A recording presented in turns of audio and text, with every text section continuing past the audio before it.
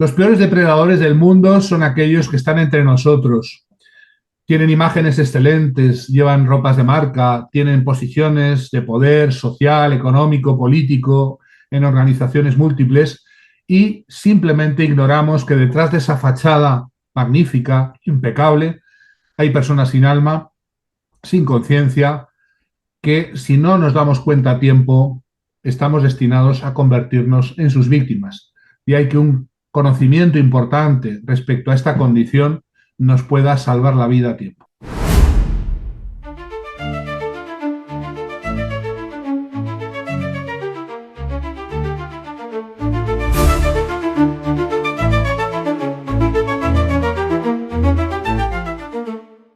Bienvenidos a Huellas de Liderazgo.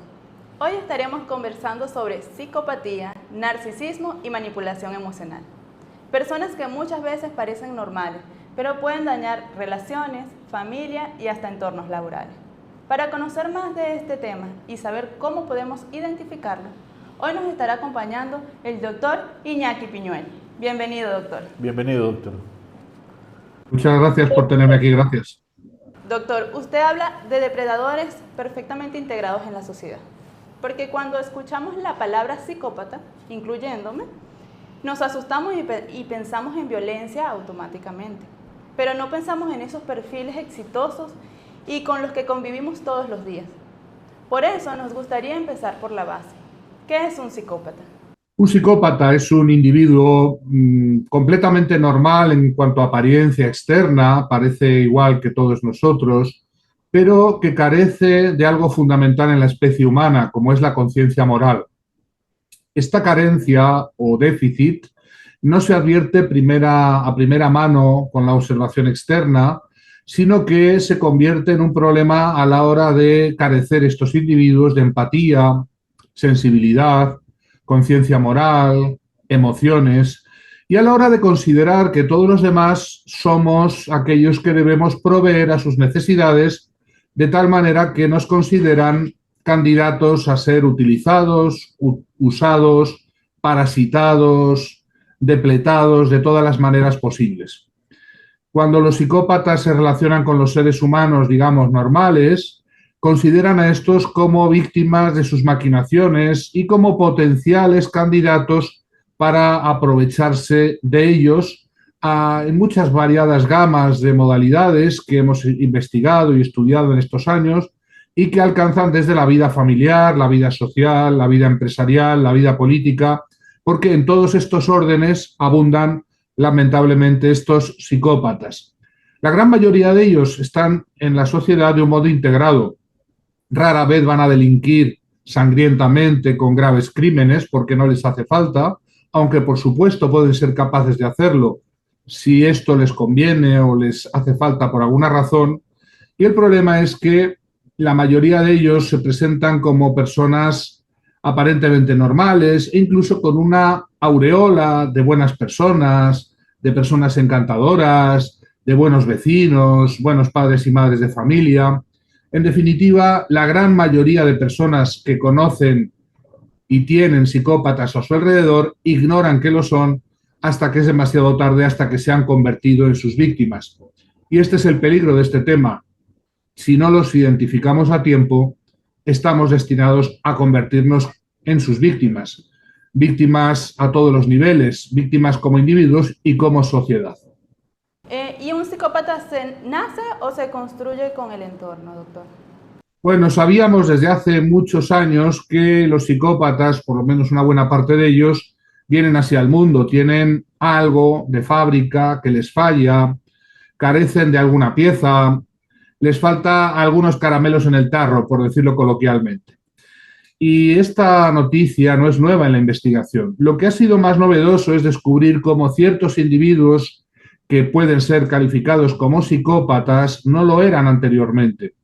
Y por tanto es inquietante advertir el modo insidioso por el cual, a través de un proceso de socialización en el mal, se llama así, y un proceso que no es advertido por la propia persona, esta va siendo modelada, troquelada, cambiada y poco a poco va pasando al lado oscuro, perdiendo primero la conciencia, la sensibilidad, la ética y finalmente siendo incapaz de experimentar genuinas emociones como la empatía. Una vez que se pasa a ese otro lado, el lado oscuro, no hay nada que funcione con ellos. Lo que sí sabemos es que todo lo que hemos intentado con ellos carece de sentido y carece de resultados efectivos. A cambio, más bien, la psicoterapia que se intenta con ellos suele tener el efecto contrario. No solamente no resuelven esa condición, sino que se convierten en mucho más peligrosos y aprenden, entre comillas, de la psicoterapia, presunta psicoterapia, nuevos trucos, nuevos modos, nuevas estrategias, nuevas artimañas para manipular más y mejor a los demás y, en primer lugar, por supuesto, al propio psicoterapeuta. Por tanto, quizá el mensaje más claro que podemos dar desde el principio es recomendar a cualquiera que se cruce con uno de estos individuos que esté atento a sus actuaciones, porque son estas las obras las que hablan de quién es verdaderamente ese personaje más allá de su máscara, y una vez detectados, apartarse de ellos lo antes posible. No hay nada bueno que pueda proceder de una relación con un psicópata, sea este tu jefe, tu pareja, tu vecino o incluso tu propio familiar. Y la verdad es que las víctimas se cuentan por millones y siempre su relato es unánime. Siempre es demasiado tarde cuando adquirieron conciencia de qué tenían delante y no quisieron creer hasta que el grado de destrucción avanzó muy gravemente, avanzó hasta extremos increíbles. No quisieron creer que ese individuo con el que se relacionaban tenía esta condición llamada psicopatía. Lejos de lo que las personas normales creen, los psicópatas no tienen aspecto de malas personas, todo lo contrario, son seres humanos aparentemente encantadores, aparentemente dotados de una gran labia, de un gran desparpajo a la hora de hablar, de una gran fluidez que les permite envolver con palabrería vana a sus víctimas, y estas quedan encandiladas, diríamos, encantadas o hipnotizadas por ese trance psicológico que son capaces de crear al otro lado. Cuando estás delante de un psicópata, te puedes dar cuenta cómo utiliza toda una variada gama de trucos psicológicos para envolverte, engancharte, encantarte, seducirte e hipnotizarte. Para muchas víctimas es demasiado tarde y son años después de ese proceso de encandilamiento, de idealización, cuando intentan zafarse y lamentablemente veremos por qué razones esto tiene bastante complicación y no es nada fácil conseguir. Wow. Y bueno, al saber ya esta definición de psicópata, yo creo que es muy importante que sepamos cuál es la diferencia entre el narcisista y el psicópata. Bueno, el narcisismo es un problema que también es grave y tiene algunas connotaciones semejantes a la psicopatía, pero es distinto. Por supuesto que todos los psicópatas puntúan muy alto el narcisismo, en el sentido que son ególatras, oportunistas, individualistas y que no existen nada más que ellos para ellos y los demás son utilizados como recursos. Pero el narcisista, a diferencia del psicópata, sí que presenta un cierto pronóstico de posible, aunque sea en teoría, recuperación. El narcisismo es un problema de profunda y radical sensación de inadecuación, es decir, de un profundo y secreto complejo de inferioridad que el narcisista tiene y que le lleva a vivir en secreto una angustia, un terror a que los demás se den cuenta de esa inadecuación, de esa baja estima de sí mismos que tienen. Y para vivir en esa mentira en la que viven necesitan rebajar, hundir, destruir, maltratar a los demás, haciendo que esa rebaja, esa destrucción, ese maltrato les haga sobresalir sobre los demás. De tal manera que el narcisista también crea a su alrededor víctimas de un tipo análogo al que crean los psicópatas, pero el narcisista sí que tiene emociones, sí que tiene y siente y experimenta miedo, angustia, ansiedad, básicamente el miedo, la angustia y ansiedad de que los demás descubran que no es real toda esa parafernalia, toda esa fachada, toda esa tramoya, todo ese atrecho con el que el narcisista se envuelve para dar una cierta imagen y mantenerse oculto en su yo enfermizo, débil y vulnerable, que es realmente lo que hay detrás de un narcisista. Muchas personas creen que los narcisistas van sobrados de autoestima y es todo lo contrario. La psicología profunda del narcisismo habla de una persona que se oculta, y que viven la mentira básica de mostrar a los demás un aspecto externo, fabuloso, idílico, extraordinario en términos de imagen, belleza, riqueza, notoriedad, ostentación, pero que en lo profundo todos esos elementos externos les sirven como compensación de un pobre yo que siempre está a la deriva y siempre está aterrado de que los demás puedan descubrir cuál es la verdadera naturaleza pobre y debilitada de ese yo pobre y enfermizo. El narcisista necesita, por tanto, rodearse de una corte de admiradores, de aplaudidores, de fans, de seguidores, que le confirmen su imagen falseada y grandiosa, y por eso generalmente tienden a rodearse de personas que les adulan, les, digamos, consideran míticamente y reaccionan con gran rabia cuando no obtienen de esa clac, de ese grupo, de ese ramillete de seguidores, la energía, el combustible que necesitan para sobrevivir.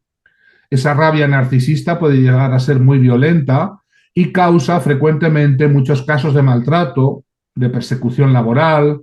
de mobbing, de maltrato doméstico,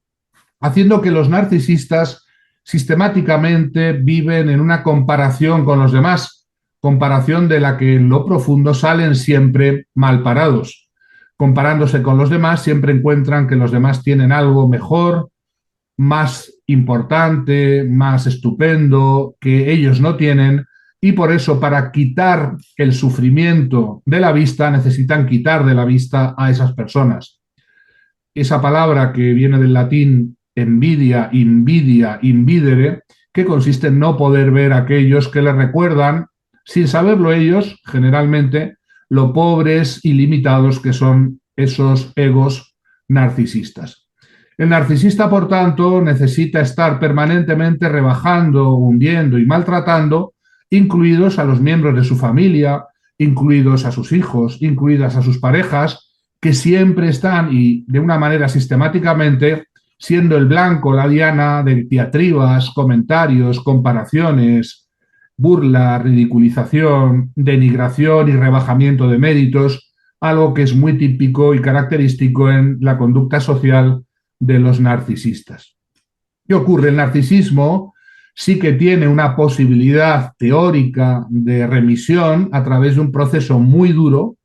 muy continuado y también muy duradero, porque no es fácil revertir esta condición, pero al final sí hay en teoría salida. El problema es que el narcisista promedio no tiene ninguna necesidad o no siente ninguna necesidad de cambiar y se siente muy amenazado por aquello que la psicoterapia puede hacer con él o con ella, es decir, demoler sistemáticamente todos esos elementos de falso yo, de grandiosidad aparente, de imagen y fachada puramente externa, y por tanto la demolición controlada de esa personalidad falsa y creada ad hoc para epatar, fascinar, embelesar y encantar a los demás, que es el núcleo de toda psicoterapia con los narcisistas, tiene muy mal pronóstico. Se puede hacer, pero no es fácil. Muchos, la gran mayoría de ellos, abandonan los procesos de psicoterapia o muchos psicoterapeutas no saben realmente trabajar correctamente en la demolición controlada de toda la fachada y, por tanto, en lugar de hacer una verdadera psicoterapia para cambiar esa condición narcisista, lo que hacen es una mera mejora, un mero limado que no cambia verdaderamente las cosas y que deja todo igual o peor para los que suelen ser las víctimas de esos narcisistas. Normalmente sus socios, sus subordinados, sus parejas, sus hijos, en definitiva, todos aquellos con los que se relacionan y que son víctimas de esas dianas, de esas flechas, de esos comentarios, de ese maltrato verbal, de esos ataques narcisistas que son completamente típicos y habituales. Usted afirma que hay niveles. En esos niveles, ¿hay algún espectro que vaya desde un narcisista vanidoso a un psicópata integrado? Técnicamente hablando, toda persona con un problema de autoestima está en el camino al narcisismo, pero no es cierto que todas las personas que tienen baja autoestima se convierten en narcisistas. muchas personas que tratamos todos los días en la psicología clínica, en la psicoterapia cero, son personas que han vivido situaciones traumáticas que les han arrebatado la autoestima o la han destruido o les han impedido crear una sólida autoestima desde pequeños. La salida de ciertos procesos que una persona, un niño vive en la infancia y la mala salida de la adolescencia configuran que una respuesta al trauma interrelacional o intrafamiliar temprano pueda ser la de que ese niño adquiera una falsa imagen de sí mismo, generalmente alimentada o creada o animada por progenitores que pueden ser también ellos a su vez narcisistas, y crean esa imagen grandiosa que se convierte en el falso yo, en la máscara. Una vez creado ese falso yo, el narcisista se convierte en esclavo de esa imagen que ha creado y de la que necesita vivir porque no puede rebajarse, no puede descender a morder el polvo de la realidad, no puede aceptar sus pobrezas, sus debilidades, sus miserias, que las tiene como cualquier ser humano, y se ve obligado a una carrera loca en pos del éxito, la notoriedad, la fama, la belleza, la apariencia física, el dinero, la riqueza, que son los símbolos de haberlo conseguido, de haberlo logrado, en definitiva, el fetiche que persiguen para seguir ocultándose su pobre y disminuido yo.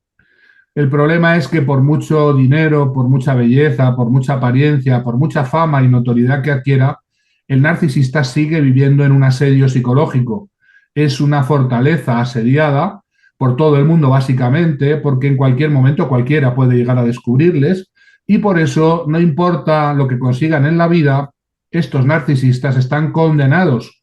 a un gran sufrimiento y a ser fuente de gran toxicidad para los demás. Me dirán que en una sociedad... En caso, por ejemplo, doctor, de ya tú tienes ese narcisista vanidoso creado, hay un espectro que te lleva de narcisista a psicópata. No, el camino no es del narcisismo a la psicopatía.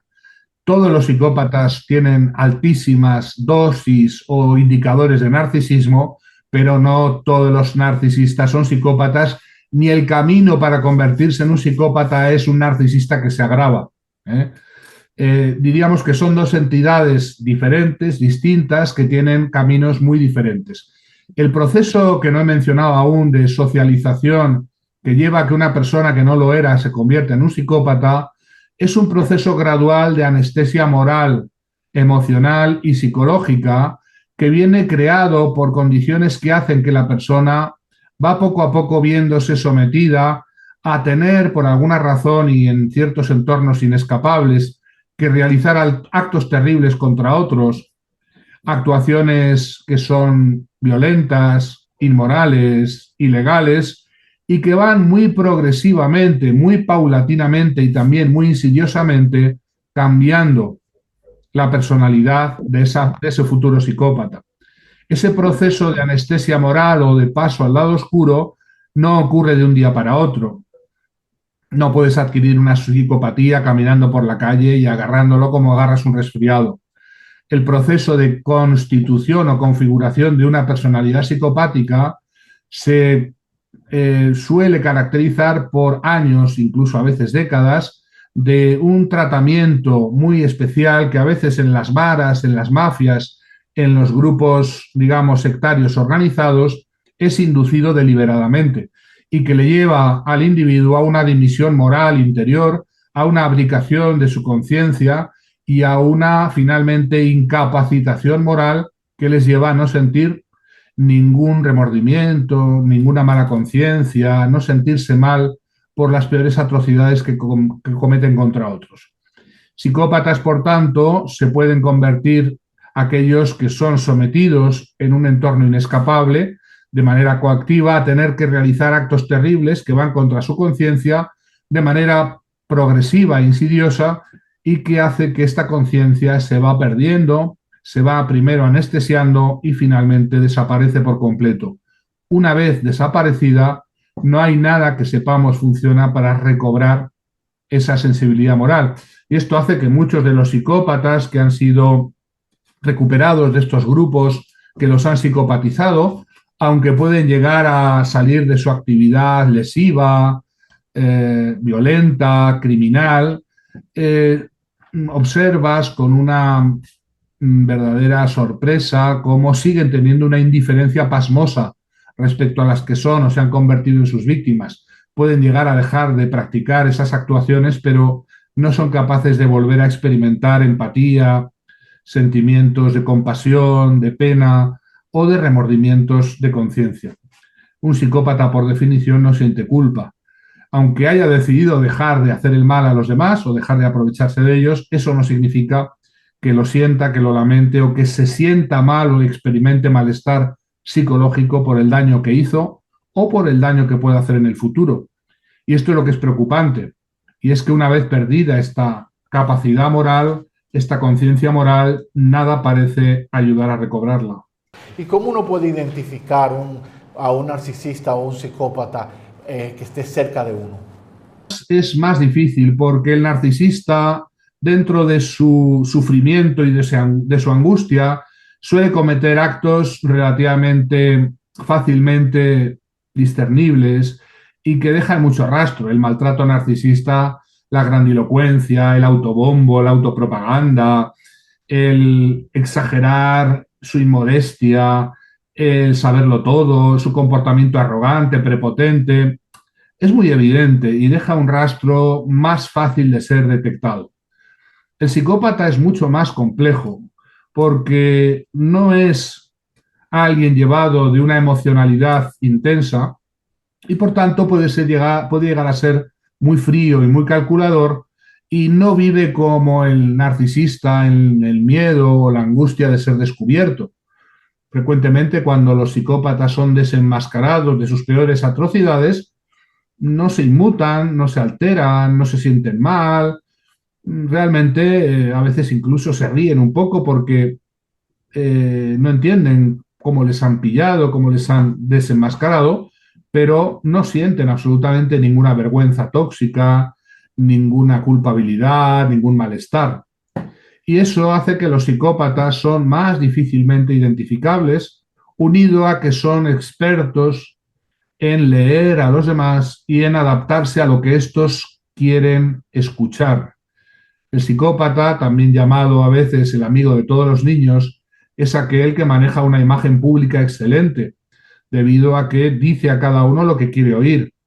Sabe adular a los que necesita adular, sabe amenazar a los que hay que amenazar, sabe coaccionar a los que deben ser coaccionados, sabe dar, administrar el tratamiento a cada uno según lo que le conviene. Y esto lleva a que la mayoría de los psicópatas no están identificados,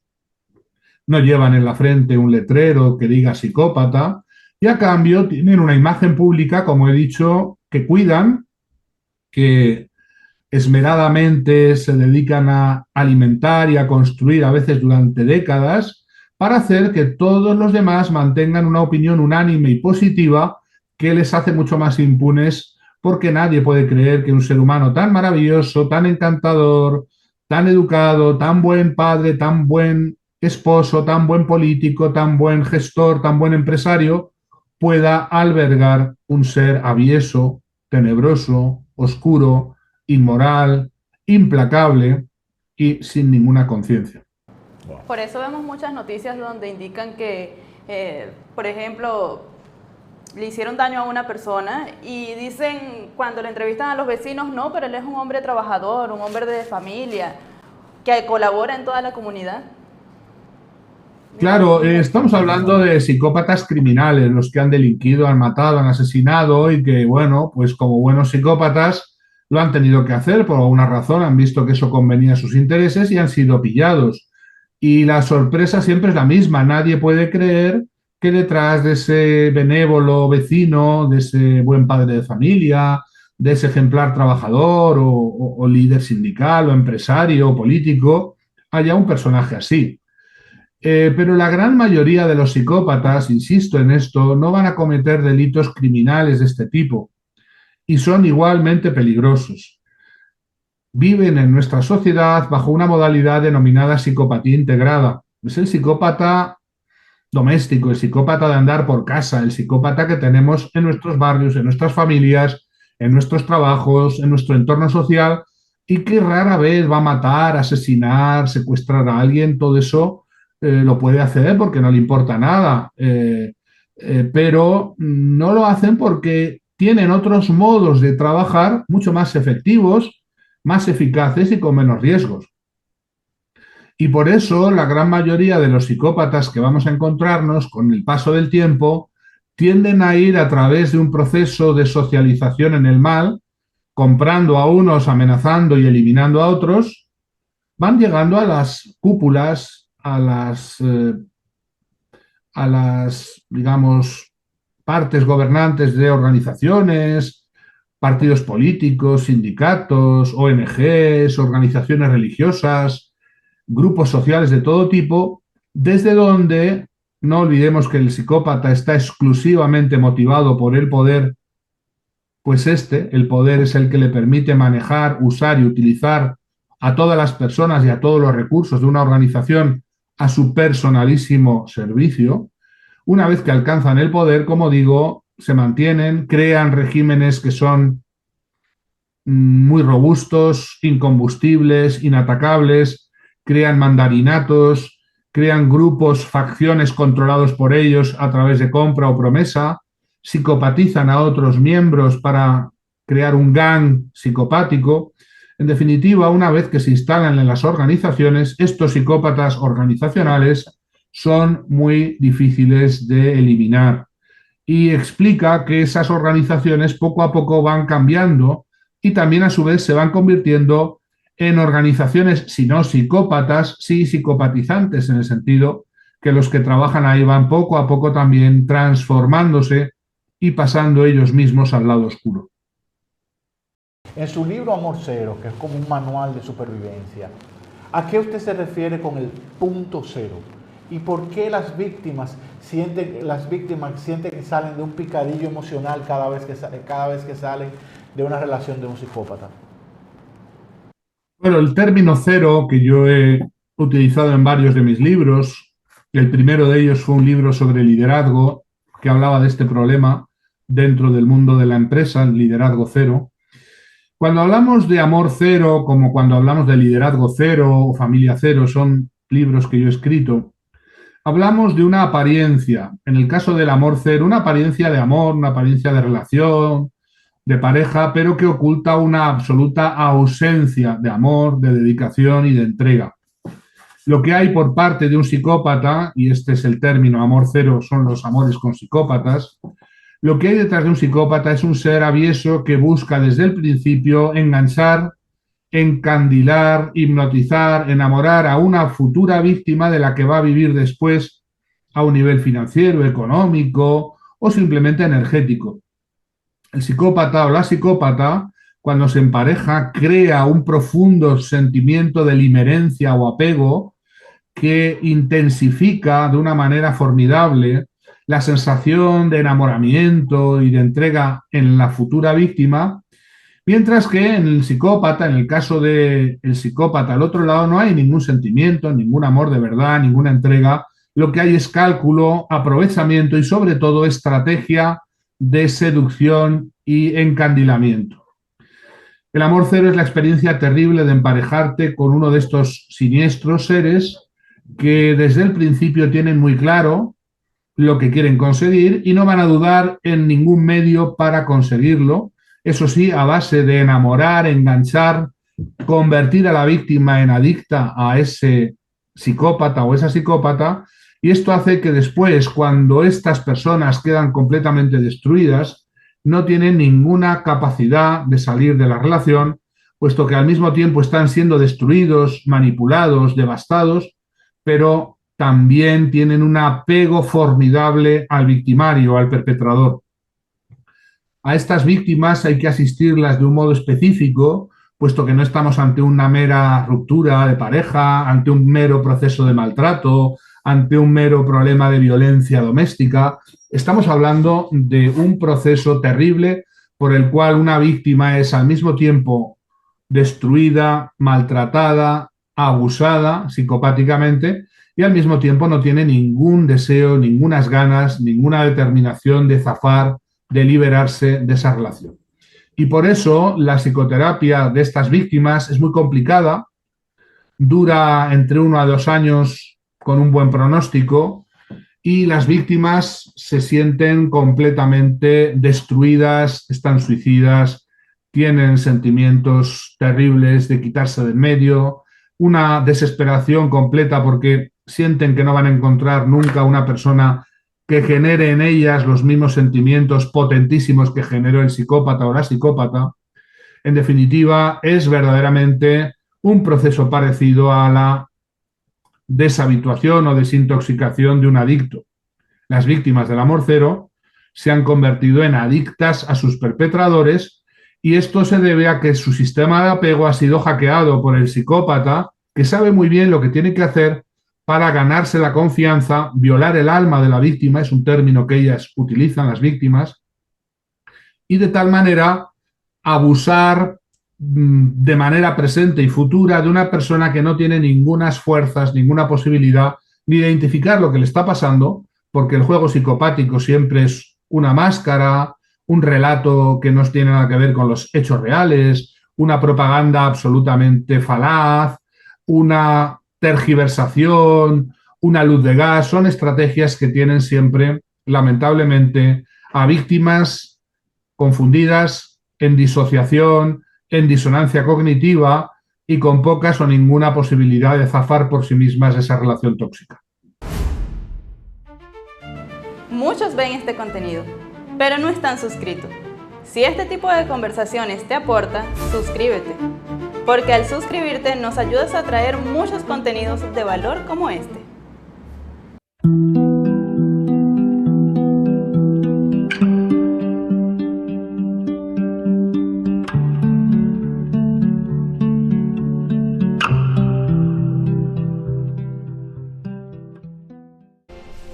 Home Clinic. Expertos en descontaminación ambiental con el sistema Eintrack, único en el mundo. Confíe en los expertos de Home Clinic para dejar su nuevo hogar impecable. Nuestros servicios de limpieza postconstrucción garantizan un ambiente sano y listo para disfrutar.